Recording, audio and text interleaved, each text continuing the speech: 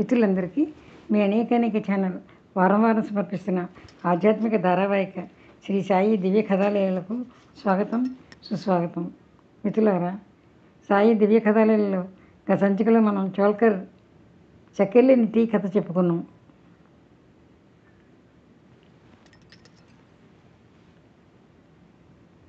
సాయి కథలను భక్తి శ్రద్ధలతో శ్రవణం చేసిన పఠించిన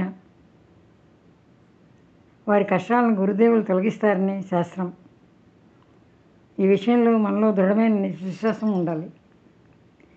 అనన్యభావంతో గురుచరణాలయందు శిరసు నుంచే వారిని రక్షించే అభయప్రదాత, కష్టాలను హరించే కర్త సాయిబాబా. ఈ ప్రపంచమంతటా సంపూర్ణంగా నేను ఒక్కడినే, నేను తప్ప రెండవది ఏదీ లేదు. ఈ లోకంలో మాత్రమే కాదు, అఖిల త్రిలోకాలయందు నేనే.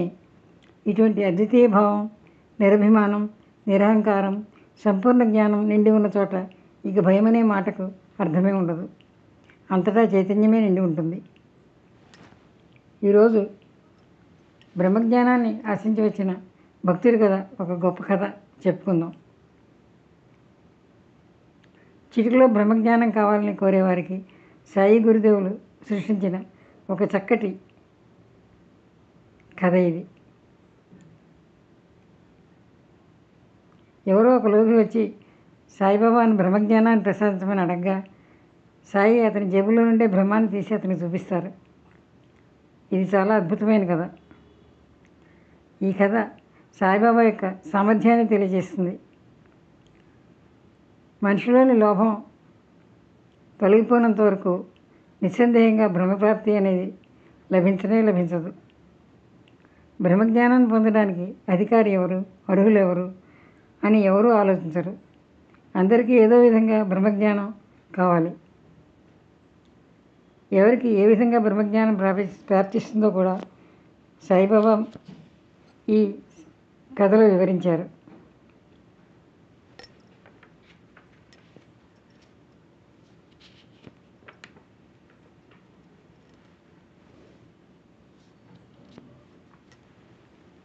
ఇప్పుడు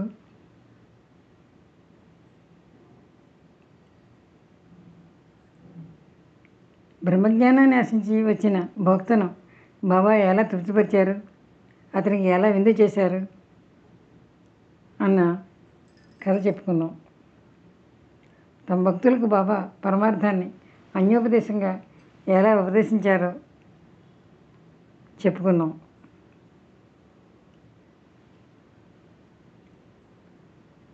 మిత్రులారా,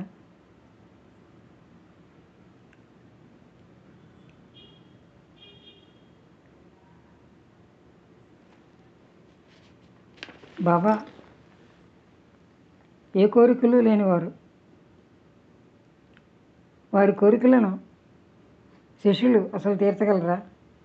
భక్తులు సేవ చేసి కోరికలు కోరితే వారి కోరికలను తీర్చి వారిని కోరికలు లేనివారుగా చేస్తారు బాబా. వారికి భక్తితో పత్రిని, పుష్పాలను అర్పిస్తే ఎంతో ప్రేమగా స్వీకరిస్తారు. అదే అహంభావంతో అర్చిస్తే వెంటనే తిరస్కరిస్తారు. సచ్చిదానంద సాగరులైన వారికి బాహ్యోపచారాల అవసరం ఏముంటుంది? అయినా గౌరవభావంతో భక్తులు చేసే ఉపచారాలను వారు సంతోషంగా స్వీకరిస్తారు, వారిని అనుగ్రహిస్తారు. పైకి ఏమీ తెలియని అజ్ఞానపు ముసుగును కప్పుకుని జ్ఞానాన్ని ప్రసాదిస్తారు అందరికీ. మర్యాదను అతిక్రమించకుండా ప్రేమగా మధురమైన శిక్షణ ఇస్తారు. భక్తితో వారు సేవన చేసిన వారు బ్రహ్మ సాయుధ్యాన్ని పొందగలుగుతారు. అందువల్లనే ఇతర సాధనలన్నీ గురుసేవలో మునిగిపోవాలి, లీనమైపోవాలి అంటారు పెద్దలు.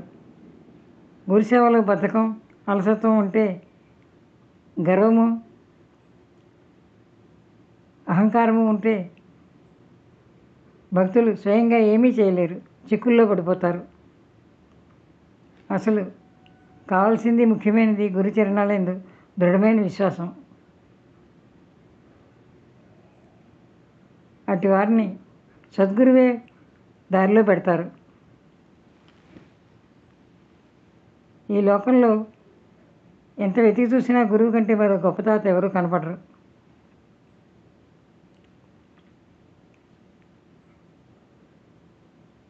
గురువుని చింతామణితో పోల్చాలనుకుంటే చింతామణి కేవలం కోరుకున్నదాన్నే ఇస్తుంది. కామధేను కూడా కోరుకున్న కోరికలు తీరుస్తుంది. గురుదేవులు అంతకంటే అధికం. మనం ఆశించని, ఊహించని ఆత్మస్థితిని వారు తప్ప ఎవరు ప్రసాదించగలరు?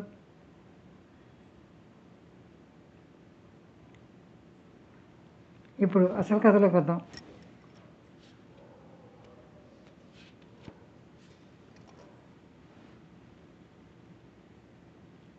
ధన సంపాదనలో నిమగ్నులైన ఒక భక్తుడు బాబా యొక్క గొప్ప కీర్తిని విని వారిని దర్శించుకోవాలని తలిచాడు. అతను చాలా సంపన్న గృహస్థు.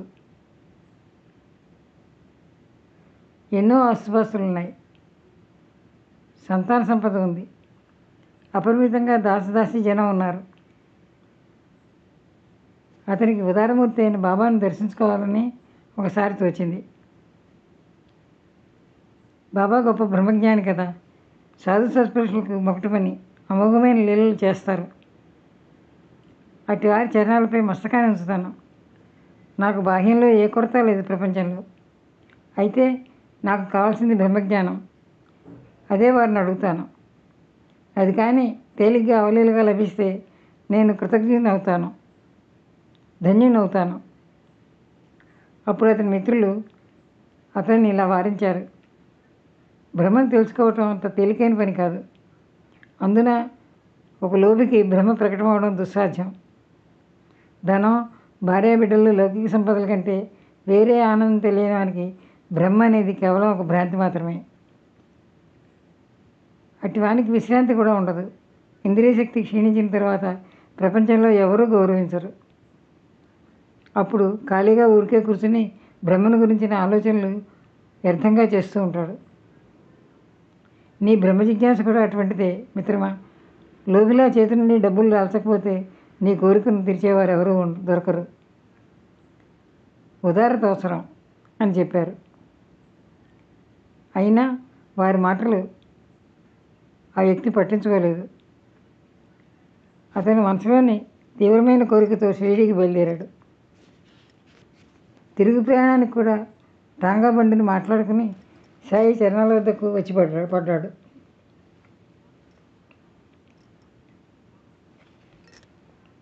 బాబా దగ్గరకు ఎందరో భక్తులు వస్తూ ఉంటారు.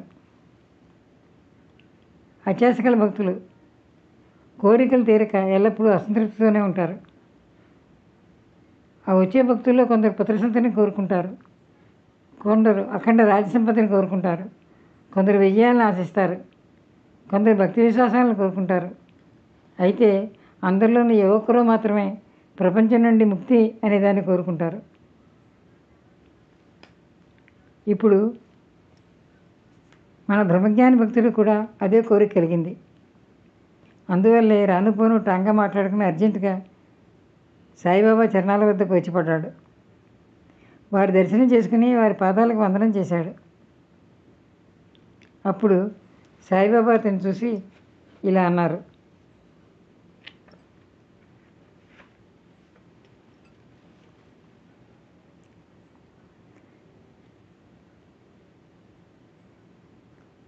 బ్రహ్మజ్ఞానాన్ని కోరిన వచ్చిన వ్యక్తితో,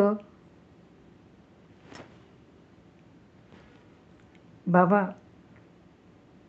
నాకు బ్రహ్మాన్ని చూపించండి, నేను అందుకోసమే ఎంతో దూరం నుంచి వచ్చాను. షిరిడీ బాబా బ్రహ్మాన్ని అతి త్వరగా చూపిస్తారని ప్రజలందరూ అనుకుంటుండగా విన్నాను. నేను ఆ కోరికతోనే ఎంతో దూరం నుంచి వచ్చాను. చాలా శ్రమపడ్డాను, ప్రయాణంలో చాలా అలసిపోయాను. అయినా బ్రహ్మజ్ఞానం లభిస్తే నేను కృతకృత్యుని అవుతాను. అది మీ నుండి నేను ఆశిస్తున్నాను అన్నాడు. ఆ వ్యక్తితో బాబా అన్నారు, నీవేమీ దిగులు పడకు, ఇప్పుడు నీకు ఖచ్చితంగా బ్రహ్మాన్ని నేను చూపిస్తాను. ఇక్కడంతా నగదు వ్యవహారమే సుమా, అప్పు అన్న మాట లేదు.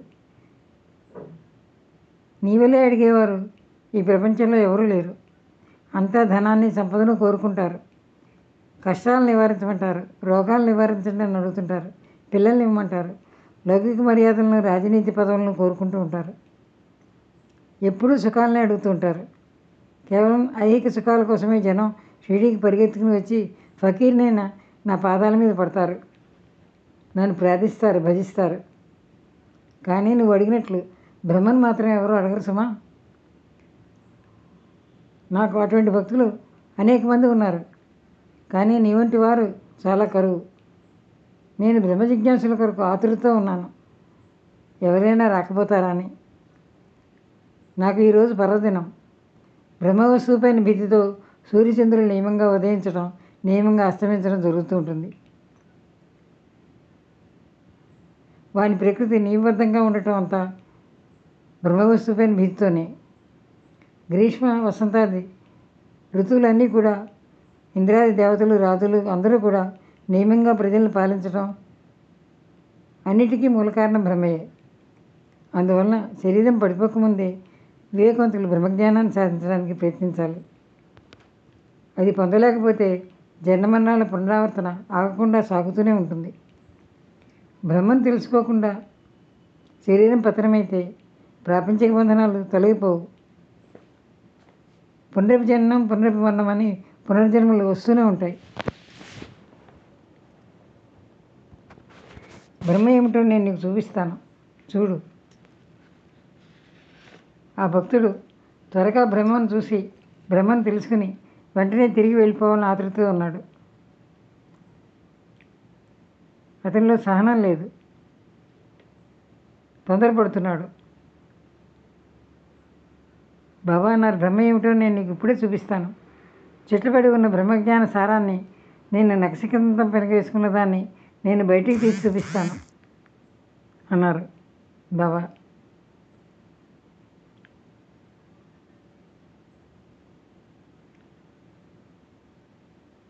బాబా మాటలు సంశయాందోళన గల వారిని ఉద్ధరించడానికి తగిన సామర్థ్యం కలవి. క్షణికానందించే సుఖ ప్రలోభాల్లో అహోరాత్రులు చిక్కుకున్న వారిని కూడా బాబా మాటలు మంచి ఆచరణలో పెడతాయి. చింతామణి ప్రసన్నమైతే లౌకిక సుఖాలన్నీ లభిస్తాయి. మహేంద్రుడు ప్రసన్నుడైతే సర్వసంపదలు, స్వర్గ సంపదలు లభిస్తాయి. అంతకంటే గురువు ప్రసన్నులైతే అలౌకికమైన దాన్ని ప్రసాదిస్తారు. అందువల్లే గురువుకు సమానమైన దాత లేరు. వారు ప్రసన్నులైతే దుర్లభమైన బ్రహ్మాన్ని భక్తులకు చూపించగలరు. వారి మధుర గాథలను శ్రవణం చేస్తుంటే ప్రాపంచిక వధులను మర్చిపోవచ్చు. బ్రహ్మను కోరి వచ్చిన భక్తునికి ఎలా పాఠం చెప్పాలో బాబాకు తెలుసు. అతన్ని కూర్చోబెట్టి అతడు వచ్చిన విషయాన్ని మర్చిపోయేలా ఎలా చేయాలో అలాగే చేశారు బాబా. మిత్రులారా, ఈనాటి శ్రీ సాయి దివ్య కథలు ఆధ్యాత్మిక ధారావాహిక సంచిక ఇంతటితో ముగిస్తున్నాను. మిగతా విషయాలు వచ్చేవారిని చెప్పుకుందాం.